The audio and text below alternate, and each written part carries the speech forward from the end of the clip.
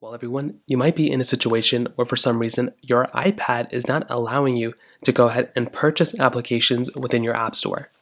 Now, this can happen for a few different reasons. The number one thing I'd recommend doing beyond everything else is to just make sure that your particular, settings, your everything, your account settings, everything like that are properly set up to purchase applications.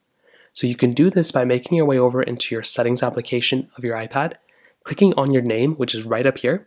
So just tap onto your name, and all you want to do is you want to make sure your payment and shipping, all this information is correct. Because sometimes if you're purchasing things like even median purchases, all you want to do is you want to make sure that your particular account settings and everything are set up properly, and your card numbers and everything are set up properly too, if you're purchasing applications. So if you're buying an app, if you're paying money, you have to make sure your card number and everything is properly set up. So make sure that's the case. That's kind of the number one thing I'd recommend doing here.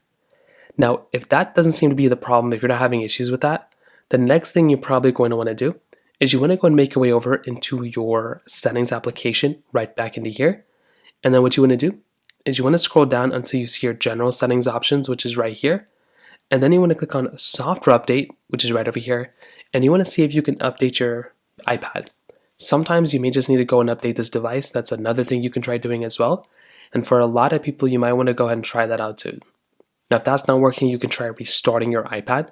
That's another thing you can try doing. But if none of those things are working, you may just want to go through and basically just update your, you may want to see if you can contact Apple support and have them basically go through and fix this problem. So for a lot of times, you can just contact their live chat. You can live message them and just let them know what's going on and see if they can somehow fix this problem if it's still not working. Because at that point, it might be an account problem. So that pretty much covers it up there. If you have any other thoughts or questions, please let me know in the comment section below. Hit the like button, that would mean so much, but definitely hit that subscribe button. More importantly than everything else, I love every single one of you guys. Hopefully I'll catch you guys in the next video. Peace out till then.